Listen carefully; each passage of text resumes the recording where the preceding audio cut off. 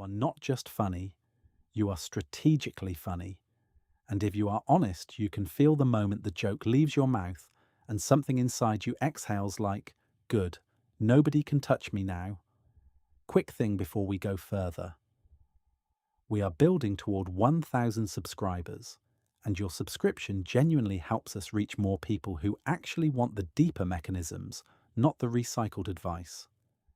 And if this hits uncomfortably close, tap like too. That one signal tells the algorithm this is worth showing to the right people. Now let us set the frame correctly, because most people misunderstand what is happening when you use humor as a shield. This is not about being afraid of vulnerability in some vague, inspirational way. It is about threat detection, social rank, and control of meaning. You have probably had the experience where someone says something slightly personal, or a room gets emotionally quiet, and your brain produces a joke almost automatically. Not because you are shallow, because your nervous system has learned a specific trick. If you can make people laugh, you can steer the entire social reality away from whatever might expose you. Here is what is actually happening. Humor, used defensively, is not primarily a personality trait. It is a regulation strategy. It is an emotional thermostat that you learn to control by controlling the room. And the first mechanism most people miss is this. Defensive humor is not meant to hide your feelings. It is meant to preempt other people's interpretation of your feelings. Think about that for a second. If you say, "Yeah, I am fine, I am just dead inside," and you smile, you did not conceal pain. You packaged pain in a way that tells everyone how to treat it. You made the meaning safe. You made it content, not a situation that requires response. You turned an interpersonal moment into a performance where you are the director. Notice the pattern here. The joke comes fastest right before a moment where someone could assign a meaning to you that you cannot control. If you admit you are lonely, somebody might pity you. If you admit you care, somebody might reject you. If you admit you are angry, somebody might call you dramatic. So you do not just hide the emotion. You pre-label it, you make it funny. And funny is a social label that comes with a script. Laugh, move on, do not ask follow-up questions. Now here is where it gets interesting. Your brain is not doing this because it loves laughter. It is doing this because laughter is a dominance-compatible emotion. In social neuroscience, laughter and smiling are not only about joy, they are also status tools. The person who can make the group laugh is often the person who is safest because they are shaping the group's attention. Attention is currency, and the ability to redirect attention away from your weak points is, in evolutionary terms, a form of social armor. So if you grew up in an environment where being emotional got punished, or where conflict was unpredictable, humor becomes a low-risk way to stay connected without being seen. You get proximity without exposure. You get approval without having to disclose anything that could be used against you. But do not miss the cost. When humor becomes your shield, it also becomes your identity. And that is not the same as being funny. That is being trapped in a role. Let me show you what I mean with a concrete tell. Defensive humor has a specific timing. It arrives too early. Healthy humor usually comes after contact. You and someone share a real moment, then humor releases the tension. Defensive humor comes before contact. It blocks the moment from ever becoming real. Somebody asks, "How are you actually?" and your brain throws a joke like a smoke bomb before you even check in with yourself. That is the difference. Humor as connection versus humor as interception. And once you see that, you will start noticing something else. Defensive humor is often self-targeted, but not in an honest way. It is self-deprecation as a preemptive strike. This is the second mechanism. Self-deprecating humor is frequently not humility. It is a negotiation tactic. You insult yourself first to control the severity and the framing of what others might say. It is like you are thinking, if I say it, it cannot hurt me when you say it. But psychologically, that is a trap because you are teaching people how to treat you. Not with what you claim you want, but with what you repeatedly reward. If every time someone gets close to a tender subject, you hand them a joke and a laugh, you are rewarding them for staying shallow with you. You are training your relationships to avoid the very intimacy you privately crave. And yes, that sounds harsh, but it is also freeing because it means you are not broken. You are just running a strategy that used to work. Now here is the part people almost never consider. There are two different fears hiding behind the same habit, and if you confuse them, you will not fix it. Fear 1 is obvious. Fear of being judged. Fear 2 is more disturbing. Fear of being taken seriously. Because if someone takes you seriously, you are accountable to the thing you just revealed. If you admit you are depressed and someone responds with real concern, now it is real. Now there is a next step. If you admit you are lonely, now someone might offer closeness, and closeness means they will see more.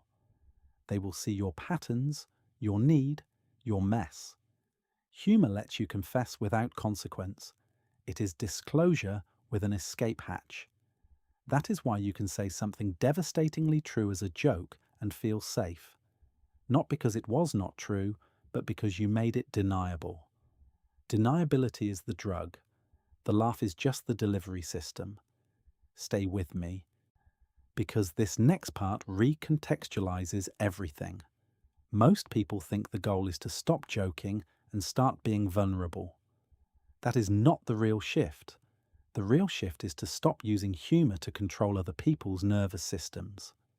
Because that is what you are doing when you use it as a shield.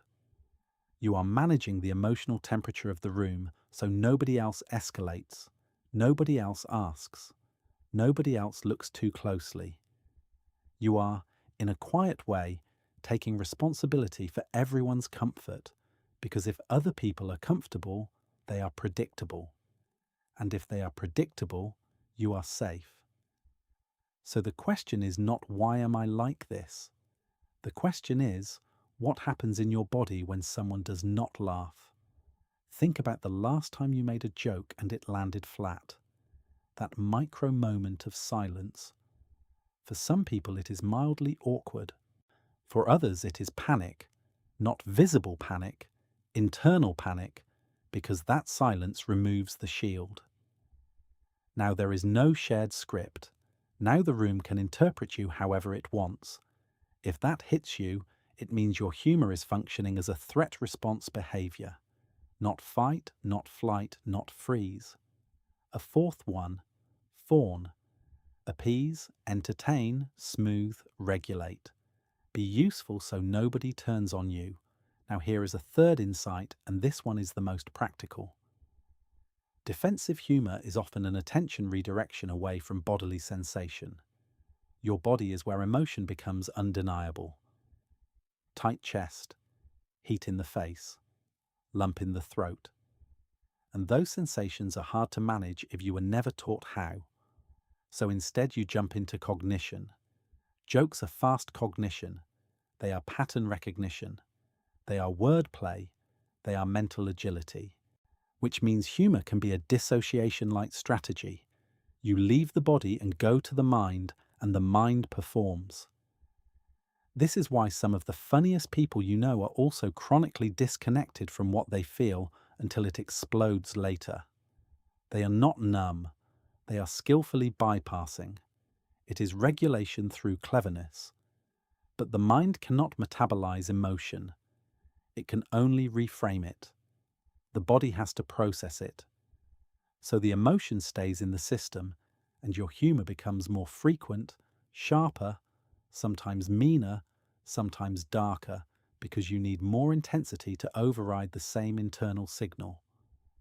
Now watch what happens when this scales up. In groups, defensive humor creates a culture where nothing is real. Everything is ironic. everything is a bit. And a culture of constant irony is basically a culture of permanent emotional distancing. Nobody risks sincerity because sincerity can be attacked. So everyone stays safe and everyone feels alone. That is the social tragedy of the shield, and it gets even more personal. If you have been the funny one for a long time, you may have a weird identity problem. You do not know who you are without your timing. If humor is your primary attachment strategy, then dropping it feels like losing connection. And that is why just stop making jokes is garbage advice. You are not dropping a habit, you are dropping a social technology you use to secure belonging, so let us talk about how to actually stop using it as a shield without amputating the part of you that is genuinely funny. Here is the pivot. You do not remove humour. You change its job description. Right now, your humour is hired as security. You need to rehire it as art. Security humour appears before contact. Art humour appears after contact. Security humour controls the room. Art humour reveals you. So the first move is absurdly small, but it rewires the whole pattern. You add a beat of truth before the joke, not a speech. One sentence. Somebody asks, "How is work?" and your default is, "Living the dream," and a grin. Instead you say, "Work is honestly getting to me," pause, then if you want, "and I am dangerously close to becoming a forest hermit." Now the joke is not an escape hatch, it is a release after honesty. That pause is doing something specific neurologically. You are tolerating the microsurge of vulnerability in your body without immediately anesthetizing it with performance. You are teaching your system, I can survive 2 seconds of being seen. Second move, you stop making jokes that erase your own needs. This is not about never self-deprecating, it is about precision. Ask one question: does this joke raise or lower my social value in a way that makes me easier to dismiss? If you always punch down on yourself, people learn you are fine being minimized.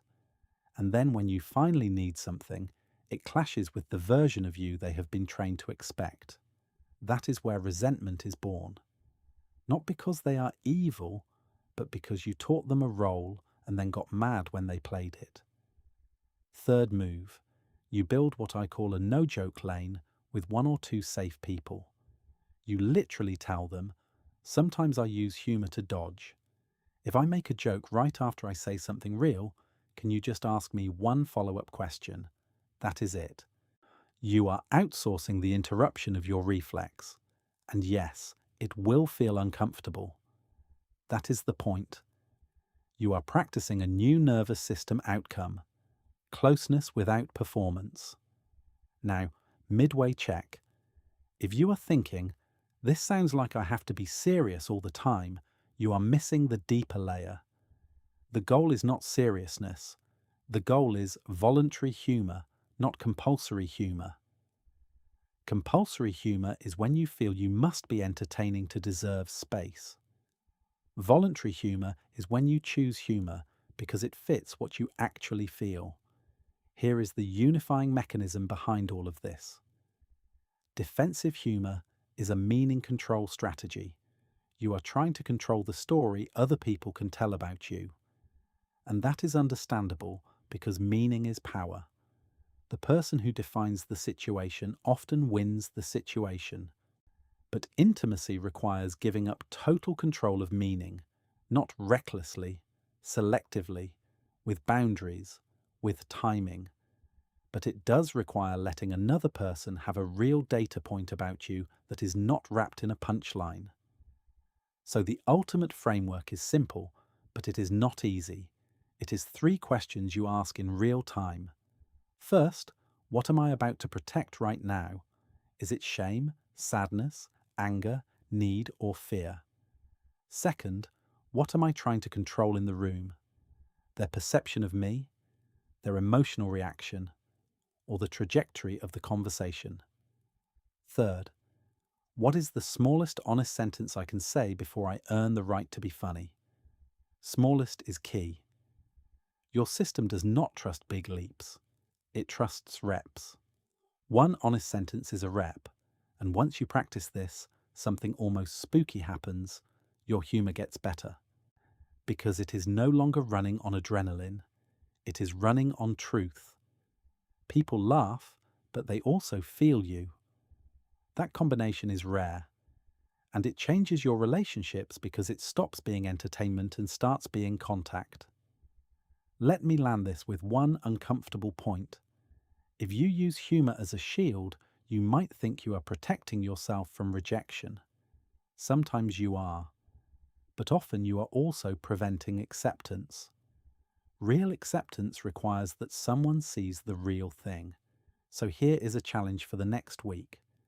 Pick one moment per day where you would normally joke to deflect, and instead say the true sentence first. Let the silence exist for a second, then decide if the joke still fits. Not because you are trying to be brave, because you are trying to be accurate. If this changed how you see your own funny personality, I doubt, tell me in the comments what kind of humor you default to under stress. The self-deprecating kind, the sarcastic kind, the chaotic kind, or the disappearing act where you make the room laugh and then feel empty afterward. Because the mask is not the joke. The mask is the part of you that believes you have to earn safety by being amusing. And the day you stop doing that is the day people start meeting the real you, not your timing.